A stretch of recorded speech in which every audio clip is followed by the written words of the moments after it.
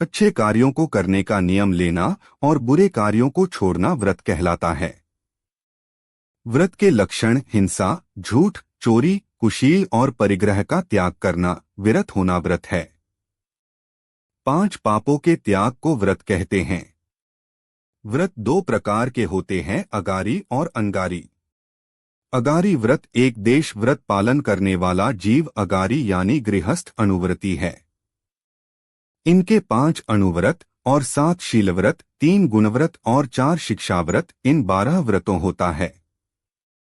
अंगारी पूर्णरूपेण गृह त्यागी अर्थात मुनिराज साधु अंगारी कहलाते हैं।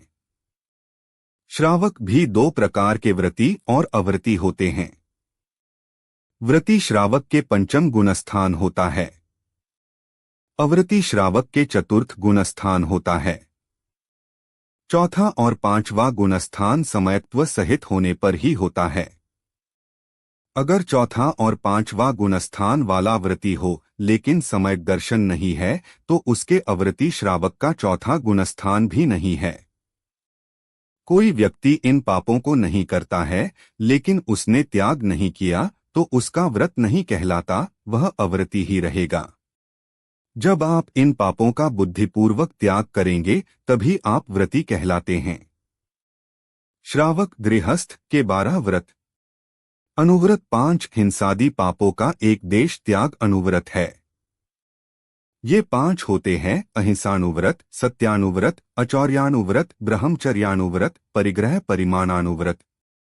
गुणव्रत 3 जो अनुव्रतों की वृद्धि करे उसे गुणव्रत कहते हैं। इसके 3 भेद होते हैं, दिग्व्रत, देशव्रत और अनर्थदंड त्याग व्रत। शिक्षाव्रत 4 जो व्रत मुनिव्रत पालन की शिक्षा देते हैं उसे शिक्षाव्रत कहते हैं। ये 4 भेद होते हैं, सामायिक, प्रोष्ठोपवास, भोगोपभोग परिमाण और अतिथि संविभाग शिक्षाव्रत है। अनुव्रत। अहिंसानुव्रत। हिंसा के स्थूल त्याग को अहिंसानुव्रत कहते हैं। अहिंसानुव्रती जीवों की हिंसा का तो त्यागी होता ही है, साथ में वह स्थावर जीवों की भी अनावश्यक हिंसा नहीं करता है। इनके संकल्पी हिंसा का सर्वथा त्याग होता है। किसी भी इस प्राणी का घात अपने मनोरंजन एवं स्वार्थ पूर्ति के लिए नहीं करता तथा शेष 3 प्रकार की हिंसा को अपने विवेक पूर्वक कम करता है। आगम कथित मर्यादा के भीतर की ही खाद्य वस्तुओं का, पानी आदि का प्रयोग करता है। हिंसा के 4 प्रकार। संकल्पी, आरंभी, औद्योगिक और विरोधी हिंसा। संकल्पी जानबूझकर मारने के भाव होना, शिकार आदि करना संकल्पी हिंसा है। यह इरादे पूर्वक होती है। आरंभी गृह संबंधी कार्यों में होने वाली हिंसा आरंभी हिंसा है। औद्योगिक व्यापार आदि संबंधी कार्यों में होने वाली हिंसा औद्योगिक हिंसा है। विरोधी देव, शास्त्र, गुरु आदि की रक्षा संबंधी में होने वाली विरोधी हिंसा है। यह अनिच्छा पूर्वक होती है। हिंसा संबंधी कुछ बिंदु मुनिराज सावधानी पूर्वक चलते हैं तो जीवघात होने पर भी हिंसा नहीं होती। श्रावक असावधानी पूर्वक कार्य करता है तो जीवघात न होने पर भी हिंसा है। इसलिए हिंसा से बचने के लिए प्रत्येक कार्य सावधानी पूर्वक करना चाहिए। सत्यानुव्रत। राग, द्वेष, भय आदि के वश होकर स्थूल असत्य बोलने का त्याग करना सत्यानुव्रत है। सत्यानुव्रती ऐसे वचन भी नहीं बोलता जिससे समाज में प्रतिष्ठा न रहे, प्रामाणिकता खंडित होती हो, लोगों में अविश्वास हो, राजदंड का भागी बनना पड़े, जो दूसरे के लिए प्राण घातक हो, दुखदायक हो, कठोर हो या निंदा के योग्य हो। प्रमाद के योग से असत्य, झूठ बोला जाता है जो 4 प्रकार का होता है। विद्यमान वस्तु को अविद्यमान कहना, निषेध करना। अविद्यमान वस्तु को विद्यमान कहना। विद्यमान वस्तु का अन्य स्वरूप से कहना। गर्हित वचन निंद्य, पाप संयुक्त और अप्रिय वचन कहना। गृहस्थ ऐसा सत्य जिससे स्वयं या दूसरे पर आपत्ति आदि आ जाए ऐसे वचन नहीं कहता है। अचौर्यानुव्रत। बिना दिए दूसरों के द्रव्य को ग्रहण नहीं करना अचौर्यानुव्रत है। अचौर्यानुव्रति सार्वजनिक जल एवं मिट्टी के अलावा दूसरों की रखी हुई, गिरी हुई, भूली हुई अथवा नहीं दी हुई वस्तु को न तो स्वयं ग्रहण करता है न दूसरों को देता है। चोरी लेन देन व्यवहार की वस्तु बिना मालिक की आज्ञा के ग्रहण करना चोरी है। शंका, यदि बिना दी हुई वस्तु का लेना चोरी है तो कर्मणुकर्म का ग्रहण करना भी चोरी हो जाएगी, जिससे केवली भगवान में भी चोरी का दोष आ जाएगा। समाधान, जिस पदार्थ में लेना देना संभव है वही चोरी का प्रसंग आता है, परंतु कर्मों में लेन देन का व्यवहार नहीं होता अतः चोरी का दोष नहीं आएगा। ब्रह्मचर्यानुव्रत, अपनी विवाहिता स्त्री के अतिरिक्त शेष स्त्रियों के प्रति मां, बहन और बेटी का व्यवहार करना ब्रह्मचर्य अनुव्रत है। इसका दूसरा नाम स्वदारा संतोषव्रत भी कहते हैं। ब्रह्मचर्यानुव्रती चारित्रहीन स्त्री पुरुषों की संगति नहीं करता। स्त्रियां भी 6 प्रकार की कही गई है, उन्हें भी चेतन स्त्री और अचेतन स्त्री में बांटा गया है। चेतन स्त्री मनुष्यानी, तिर्यंचनी, देवांगना। अचेतन स्त्री काष्ठ स्त्री, धातु स्त्री, चित्र स्त्री, टीवी, पेपर, किताब के चित्र आदि। शील की 9 बाढ़। आत्मारूपी खेत में उत्पन्न हुए अतीन्द्रिय आनंदमय ब्रह्मचर्य रूपी फसल को सुरक्षित रखने की 9 बाढ़ होती है। 1. स्त्रियों के समागम में नहीं रहना। 2. उन्हें विकार राग दृष्टि से नहीं देखना। 3. उनसे परोक्ष में विकारमय संभाषण, पत्राचार नहीं करना। 4. पूर्व भागे हुए भाईगाय का स्मरण नहीं करना। 5. कामोत्पादक गरिष्ठ भाईजन नहीं करना। 6. कामोत्पादक सास श्रृंगार नहीं करना। 7. स्त्रियों के आसन, पलंग, बिस्तर पर नहीं बैठना, सायना। 8. कामोत्पादक कथा, गीत संगीत नहीं सुनना। 9. भूख से कुछ कम भाईजन करना। ये सभी बाढ़ पुरुषों से संबंधित भी समझ लेना चाहिए। परिग्रह परिमाणुव्रत, तीव्र लोभ को मिटाने के लिए परिग्रह की सीमा निर्धारित करना परिग्रह परिणाम अनुव्रत है। इसमें 10 प्रकार के जो बहिरंग परिग्रह है उसकी मर्यादा रख उसमें संतोष धारण करना परिग्रह परिमाणुव्रत है। परिग्रह यह मेरा है, मैं इसका स्वामी हूं, इस प्रकार का ममत्व परिणाम होना परिग्रह है। परिग्रह के 2 भेद अंतरंग और बहिरंग परिग्रह है। बहिरंग परिग्रह क्षेत्र, खेत, सोना, चांदी, धन, धान्य, दास, दासी, कुपे, भांड, ये 10 प्रकार के बहिरंग परिग्रह होते हैं। अंतरंग परिग्रह मिथ्यात्व, क्रोध, मान, माया, लोभ, हास्य, रति, अर्ति, शोक, भय, जुगुप्सा, स्त्रीवेद, पुरुषवेद, नपुंसकवेद, ये 14 प्रकार के अंतरंग परिग्रह होते हैं। गुणव्रत, दिग्व्रत, पूर्वादि 10 दिशाओं में प्रसिद्ध चिन्हों के द्वारा जीवन पर्यंत जाने आने की मर्यादा करना दिग्व्रत कहलाता है। जैसे नदी, पर्वत, वन, देश, योजन आदि चिन्ह। इसमें सीमाएं को जीवन पर्यंत तक के लिए बांधते हैं। इस व्रत से सीमाओं के बाहर के सभी पापों से बच जाते हैं। 10 दिशाएं पूर्व, आग्नेय, दक्षिण, नैऋत्य, पश्चिम, वायव्य, उत्तर, ईशान, ऊर्ध्वलोक, अघोलोक। दिग्व्रत के लाभ, मर्यादा के बाहर का सर्व पापों का त्याग होने से अनुव्रती उस क्षेत्र में महाव्रत जैसी अवस्था को प्राप्त होते हैं। देशव्रत, दिग्व्रत में जीवन पर्यंत के लिए नियमों में प्रतिदिन घड़ी, घंटा, दिन, महीना आदि काल की मर्यादा करके थोड़ा थोड़ा घटाते जाना देशव्रत है। देशव्रत में दिन प्रतिदिन काल की मर्यादा करके दिग्व्रत में की गई विशाल सीमा को अलग अलग सीमा को निर्धारण कर सकते हैं। जैसे कि 1 माह तक इस नगर से, मोहल्ले से बाहर नहीं जाऊंगा, अथवा आज मैं घर से बाहर नहीं जाऊंगा इत्यादि। दिग्व्रत और देशव्रत में अंतर, दिग्व्रत में जीवन पर्यंत के लिए सीमा होती है। देशव्रत में कुछ समय के लिए दिग्व्रत की सीमा के और अंदर मर्यादा होती है। दिग्व्रत पूर्ण भव के लिए स्थायी सीमा होती है। देशव्रत में समय सीमा को बदला जा सकता है। दिग्व्रत के आधार पर देशव्रत की सीमा होती है। देशव्रत के आधार पर दिग्व्रत की सीमा नहीं होती है। दिग्व्रत में सीमा अपने पर्यंत विस्तृत भी हो सकती है। देशव्रत में कुछ काल के लिए होने से विशेष आकुलता का अवसर नहीं मिलता। दिग्व्रत को सभी आचार्य गुणव्रत में गिनते हैं। देशव्रत को किन्हीं ने शिक्षाव्रत में गिना है। अनर्थदंड त्याग व्रत। बिना प्रयोजन पाप के कार्य करने को अनर्थदंड कहते हैं। इनका त्याग करना अनर्थदंड त्याग व्रत है। अनर्थदंड के 5 भेद है: पापोपदेश, हिंसादान, अपध्यान, प्रमादचर्या, दुहश्रुति। पापोपदेश ऐसे व्यापार, उद्योग या खेती करने का दूसरों को उपदेश देना जिससे पाप बंद होता हो, प्राणियों को कष्ट पहुँचे, पापोपदेश अनर्थदंड है। हिंसादान, हिंसा के कारणभूत हथियार, तलवार, धनुष, हल आदि यश प्राप्ति के लिए या किसी के मांगने पर देना हिंसादान अनर्थदंड है।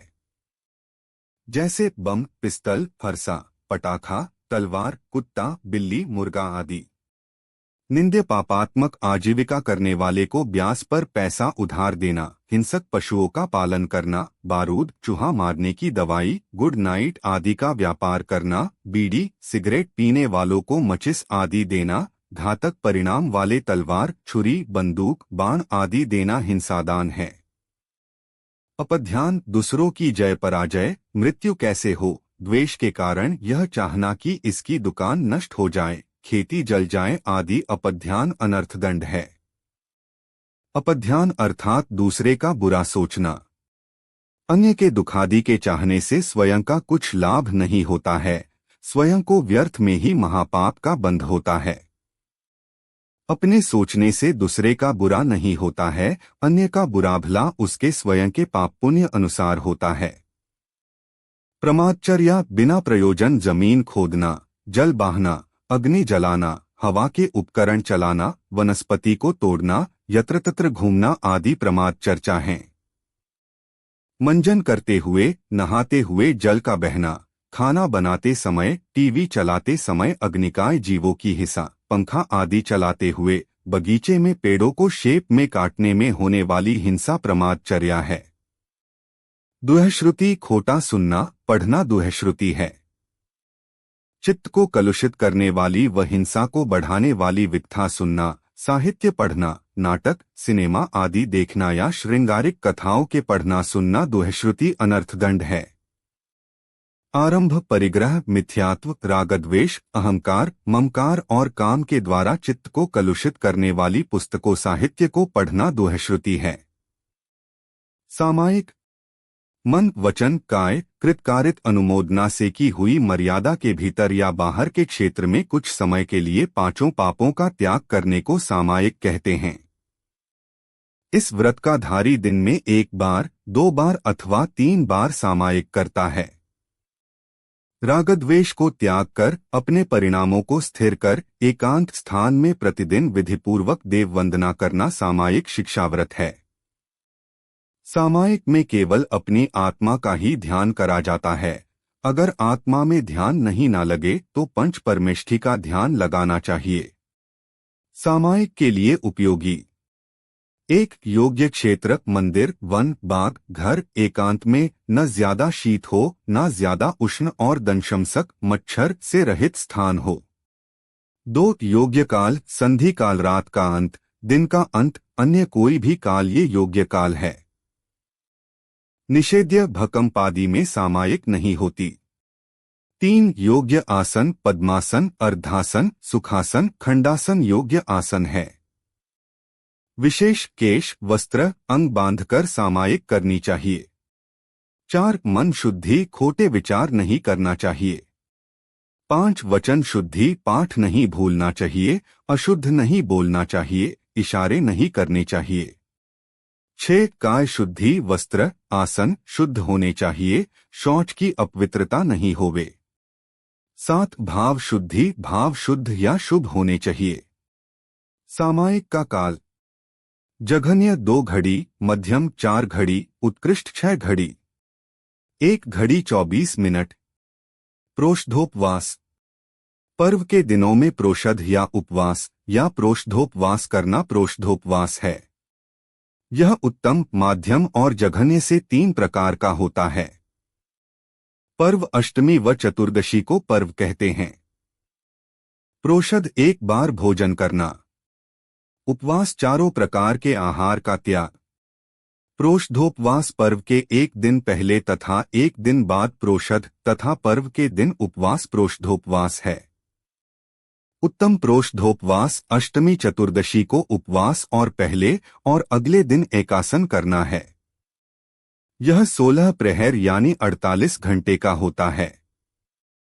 मध्यम प्रोषधोपवास अष्टमी चतुर्दशी को उपवास करना।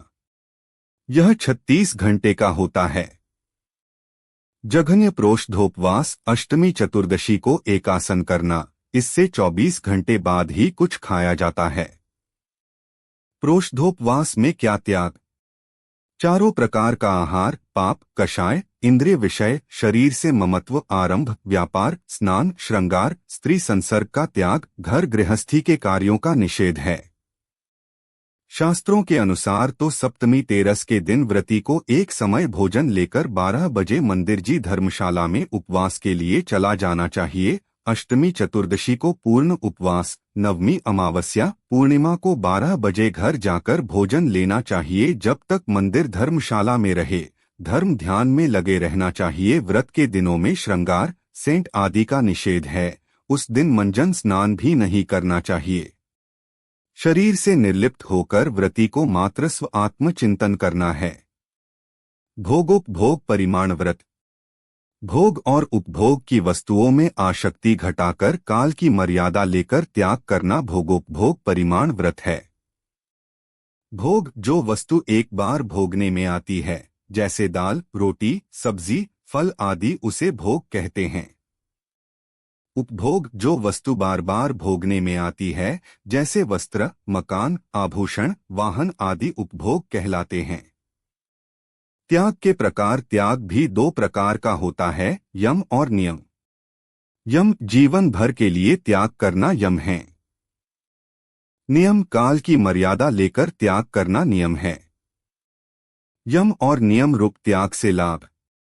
पाप का आश्रव रुकता है, इंद्रिय और मन वश में होता है, राग मंद होता है, व्यवहार शुद्ध होता है और परमार्थ उज्ज्वल होता है। अतिथि समविभाग व्रत। अनही तिथि तारीख स समान विभाग हिस्सा। जिसके आने जाने की कोई निश्चित तिथि ना हो, ऐसे 3 प्रकार के पात्रों को अपने भोजन में से विभाग करके विधि पूर्वक दान देना अतिथि समविभाग व्रत है। अतिथि अर्थात मुनियों के लिए आहार, कमंडलू, पिच्छी, वस्तिका, शास्त्र आदि का दान देना अतिथि समविभाग व्रत है। सुपात्र उत्तम, मध्यम और जघन्य के भेद से 3 प्रकार के हैं। 3 प्रकार के पात्र। उत्तम दिगंबर मुनि, गुणस्थान 6 से 7। मध्यम व्रती श्रावकार्यिका, ऐलक, शुल्लक, शुल्लिका आदि, गुणस्थान 5। जघन्य अव्रती श्रावक, गुणस्थान 4।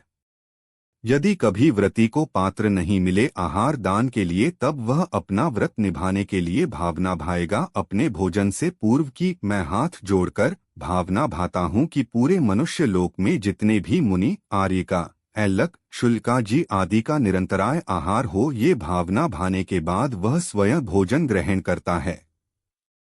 श्रावक के 12 व्रत का वर्णन पूरा हुआ।